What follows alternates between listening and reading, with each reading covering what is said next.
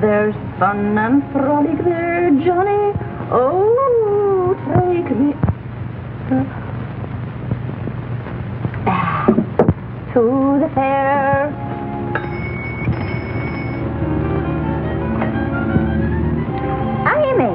Amy Atkins. Oh, Tubbs, it's so good to see you again.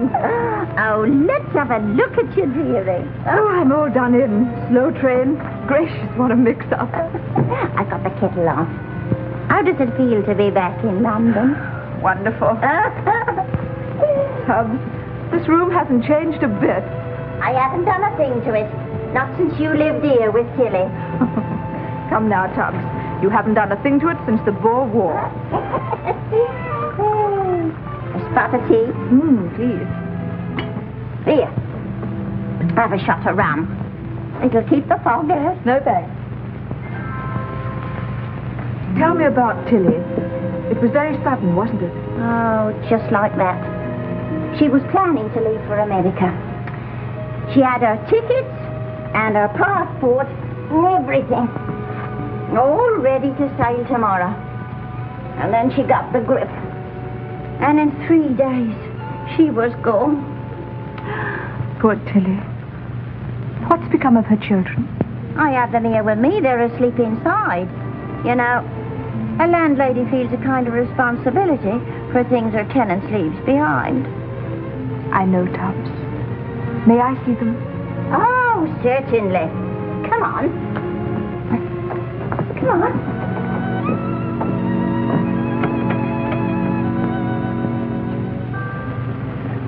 They're adorable. Twins they are. This one's Joyce, and that one's Johnny Jr. after his father. I never met Tilly's husband. What was he like?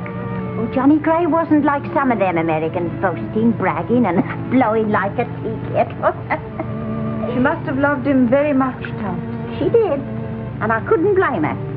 He was a soft-spoken gentleman. Lots of times, no matter how hard I listened, I couldn't hear what he was telling her. Does he know about Tilly? No, not yet. She was trying to locate him through the Red Cross. She cabled his division, but they'd gone back to America, and him with them, most likely. But surely he would have let her know. No, that's why she was going to America, to try and find him. But he couldn't have just sneaked off. I didn't think it of him, but lots of them did. Only last Sunday I was listening to one of them soapbox orators, you know, in Hyde Park. Oh, he was rabbit about the situation. 50,000 of our good British girls, he says, married American GIs. Lend-lease is all right in its way, but are we lending our girls or are they leasing their boys? Moreover, he said, I'd like a glass of beer or a good day at the races for every girl was left behind. Kids know. But how about those children? Yes, how about them? What can we do with them? We can't just turn them over to the state. What then? They have a father. He should be made to look after them. Yeah, but who, my girl? Who's going to make him? Bevan? The Labour Party? Or the United Nations? No, Tubbs. I am. You're balmy. Don't be idiotic. I'm going to do that for Tilly. She'd have done it for me. How? I'm going to use her passport and her passage and take those children to their father. I've a little money saved up. It's not much, but it'll see me through. But her picture's on the passport. Then I put my picture on it. But that's a criminal offense. Not nearly as criminal as putting those children in an orphanage. You can't fool the Army and the Red Cross and everybody. Can't I, though? Who's to say I'm not Mrs. Johnny Gray? Mr. Johnny Gray.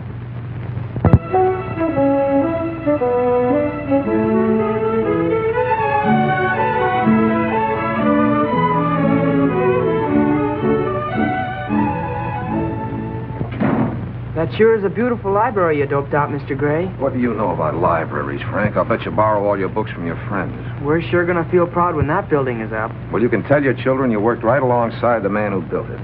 Oh, did you get those blueprints for me? Oh, gee, I forgot, Mr. Gray. Well, you'd better get 'em or you'll be lying to your kids when you tell them you worked with me. Yes, sir. Oh, hello, Miss Hello. Evans. Hello, dear. Lois, darling. You look beautiful. Why shouldn't I? My best fellow sent me orchids, and he's taking me out to lunch. Oh, think nothing of it. I haven't seen your new office yet. Not bad. It's almost as large as Father's. Well, I don't mind if his is larger. After all, he started the business. He's entitled to it. The new library. It's lovely. I'm proud of you, John.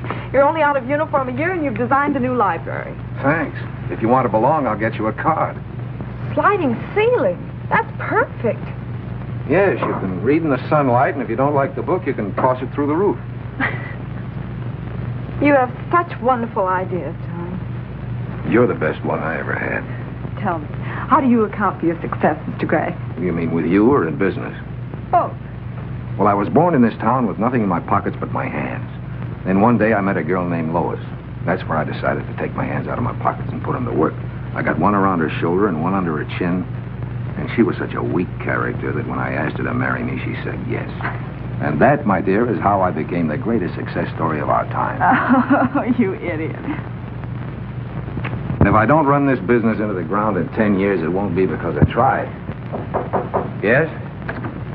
A cable, Mr. Gray. A cable. See, you're becoming international, darling.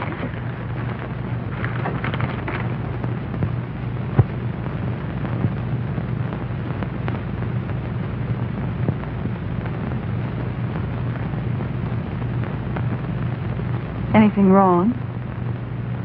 No. Are you sure, John? No one could ever accuse you of having a poker face. No. It's nothing. Well, if it's nothing, let me see it. No, it's business. Personal business. Just remember that two can play at that, John, and you've started it. Hello, Lois. Hello, Father. Come on, you two. I'll take you to lunch at the club. Well, I'm afraid I won't be able to go. I just had an important inquiry from Europe. Inquiry? Yes, from England. I've got to find out about it. They want you to go over there? No, they want to come over here. Well, turn it over to your assistant. No, I can't turn this over. Oh, come on. It can wait. No, it can't. Lois, I'm afraid John is going to be just like I am about his work, and you want to watch him. He's liable to turn out to be a tired businessman. I may turn out to be just like Mother. I may tire quicker than he does.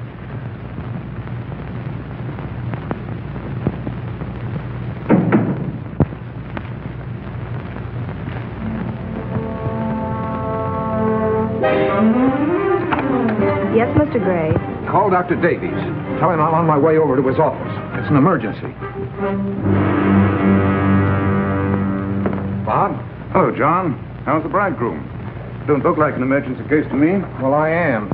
So don't be so darn cheerful. Sit down. Thanks. Oh, what's the trouble? Bob, you're my best friend. Oh, that's bad.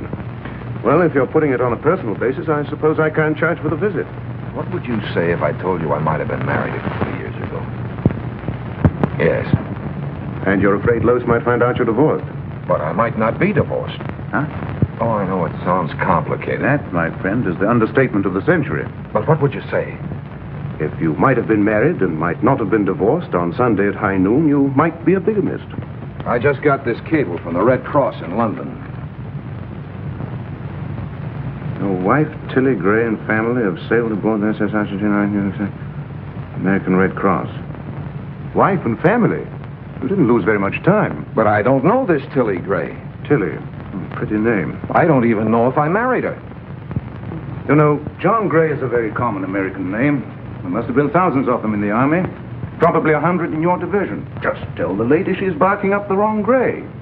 Anyway, the minute she sees you, she's going to know you're not her husband. But maybe I am. Maybe she'll know I am, and I won't know if she is. Oh, now, Stella, I'm just an MD, not an analyst. If you want my advice, come clean and stop talking in riddles. I'm ashamed to tell this story. You know, everybody thinks I was a hero, wounded in action and reported missing. When you came home, the whole town turned out for you. You see, the night before my division left for France, I had dinner in the Kit Kat Club in London. On my way home in the blackout, I heard an air raid siren. I was running for shelter when I bumped into a lamppost and knocked myself cold. That was the bad wound. Well, I lost my memory completely. For 6 weeks, I dropped out of the world.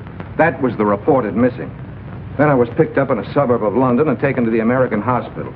So instead of being a hero, I never got out of London and I never got out of bed. You had a complete amnesia, huh? Complete? Those 6 weeks are a total blank.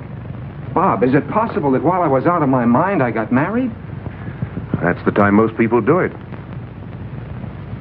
But could I have married and had a family and not recall a thing? Well, of course, with amnesia, anything is possible, but why didn't she look you up? Well, it was just before D-Day. She must have thought I was with my outfit in France. And you don't remember anything about her? Nothing about her or myself or anything that happened. You don't even remember your honeymoon? Honeymoon? I don't remember saying I do. You don't? No, I don't. And what's more, I don't even know if I did. You've been robbed. Yes, you're in a little trouble, all right. A little trouble. I'm going to lose my fiancée. I'm going to have to live with a wife I've never met and bring up a family I'm not sure is mine, and you say I'm in a little trouble. Brace up, John. You'll come through. I'll come through with a wife and family. How many kids can a man have in 6 weeks? I think a fellow in Canada holds the record. Quintuplets. In the luck I'm running in, I'll have 6. If it's 6, you'll make a fortune from postcards alone. I could jump right through that window if I didn't think it'd hurt your practice.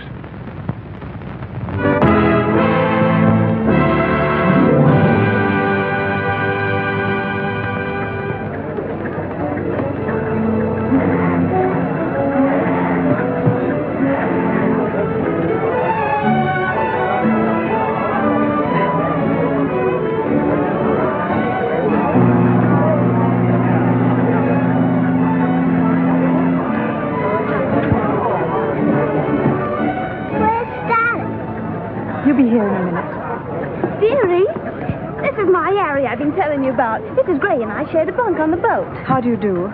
You bet. Hasn't your old man showed up yet? Oh, he should be along any minute. Mrs. Gray's going to live in Rochester. We'll be in Tucson, Arizona. That shouldn't be far. I hate to walk it in my bare feet. Well, cheerio, and good luck. Cheerio. Cheerio. You bet. Cheerio. Well, Mrs. Gray, it's strange your husband isn't here. We cabled you were sailing a week ago. I don't know what to make of it. Something must have gone wrong. Maybe I could go to him. Is Rochester far from here? Rochester, New York? Or is there another one? There's Rochester, Minnesota. 2 cities with the same name. I suppose this country's so big they ran out of names. Well, which is his home? New York. Would that take long? Oh, about 6 hours. You take the 6:15 and you arrive about midnight. And then you could surprise your husband. Yes, sir. I could, couldn't I? Mr. Gray, I've located another John Gray. Good. Where can I reach you? He works at a gas station. They're getting him on the phone now. How many Grays does that make? 6 all told. And I'm the lucky 7th. Hello, Mr. Gray. Hold on. Mr. Gray, Mr. Gray. This is Mr. Gray, Mr. Gray. Yeah, European theater? Sure, I was in London. Old thing. Well, Mr. Gray, your wife and family are arriving from London today. My wife and family? Hey, what number do you want? Now, you got the wrong Gray. I did not have no children whilst I was in the Army. Look, buddy, I don't take that insinuation from no man. I happen to have a wife and family right here, see? And I wish they was in London. Are you sure we've exhausted all the Grays in town? A big town like this? Yes, you're the only one left. Just because I'm the only one left is no reason to pin them on me. Sandwiches again. Oh, John. Well, there's so much coming up, I'm afraid to leave the office. After tomorrow, I'll take over your diet. Yeah, thanks. Among other things. Why? What else is wrong with me? Oh, I don't know. You're such a dreamer. You're always thinking of something far away. Well, that's not fair. After all, you're judging me at the office. I'll be a different man at home. Well, since you won't be dragged out, I'll be running along. See you at dinner. Oh, but, darling, I told you the boys are giving me a bachelor dinner tonight. Oh, darn it. Can't I go? No, it's 100% stag. They'll just kid the pants off me and pull a lot of practical jokes. Ooh, sounds ghastly. Well, let them have their fun. They were single once. A telegram, Mr. Gray. Thank you.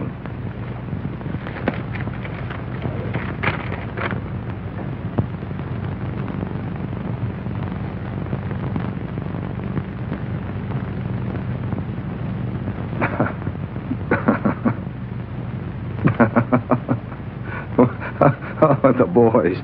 They started to kid me already. The boys. Funny as all that? Oh, it's funnier than that. What's it all about? Well, it's not the kind of thing a man could tell his fiancée. Surprised Western Union would take it. Oh, Western Union will take anything. Maybe they will, but I won't. Darling, it'll be years before you think this is funny. Perhaps you can tell me on our wooden anniversary. But I'll stop by for a drink before the party. Don't bother. You'd have to rush so. Take your time. Be with the boys. You're all such fun together.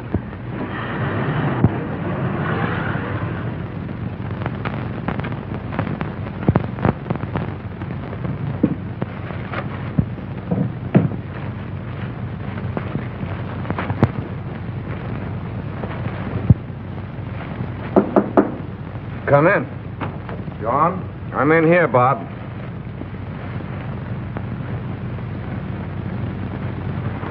I brought this along just in case.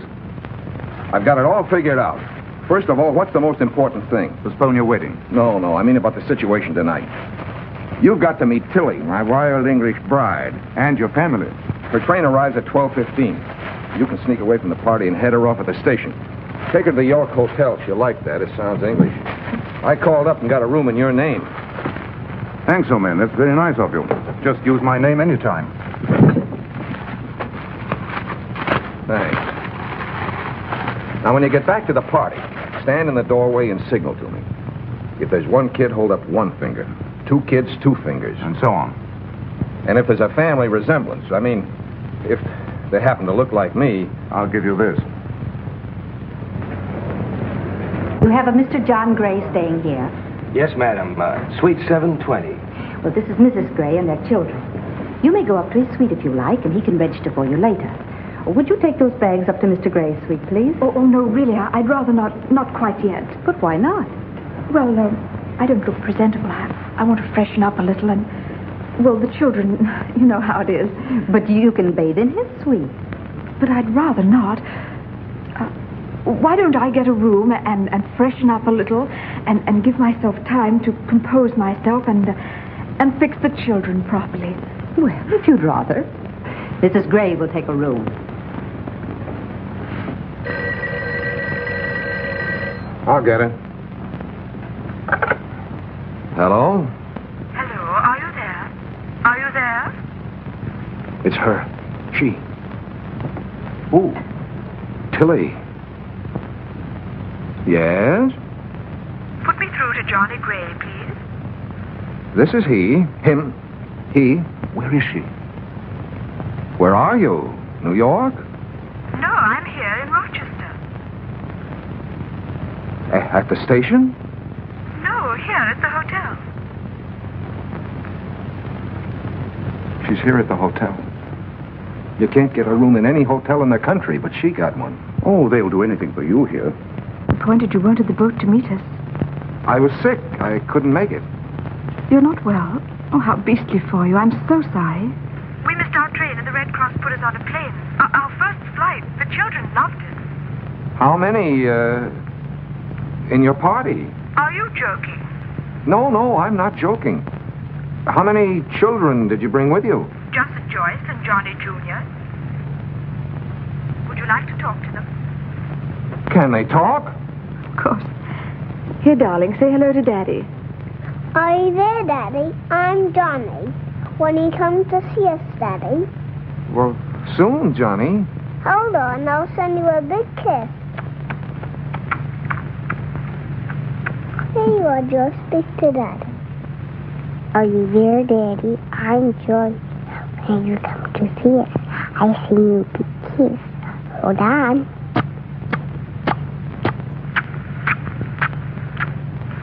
Affectionate, aren't they? Well, tell your mother not to leave the room, and I'll phone her later. What did she want? Me? What do you think she wanted? Life's catching up with you, John. It's way ahead of me. It's a funny feeling talking to kids for the first time when they may be yours. Too bad you missed the period when they were crawling. That's when they're cutest. Yeah, isn't it?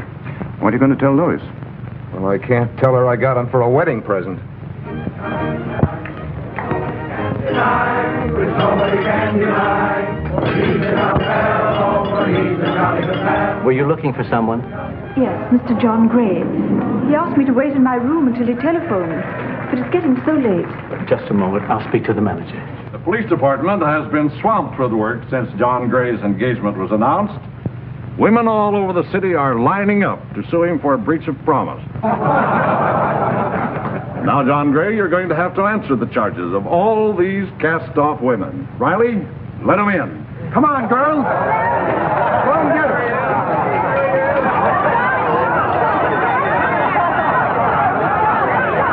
Twins? She said she was told to wait in her room till she was called. Say, I'll bet she's the payoff to all those girls the chief of police dug up. That's a very funny gag. Mr. Bruce, this is Mrs. Gray and the children. How do you do? Hello. Well, now, aren't they cute? They look just like Mr. Gray. You think so? I'll bet someone had to scour the town for a pair like that. Just follow me, please. Scour the town?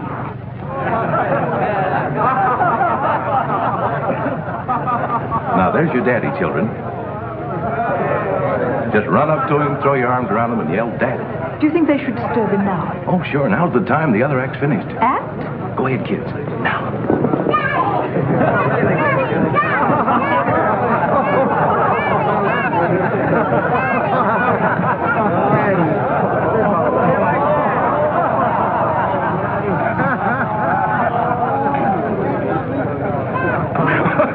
Well, they carried it off fine. It's all over. You can go in and get the kids now. Yes, I think I'd better. They seem to be annoying him.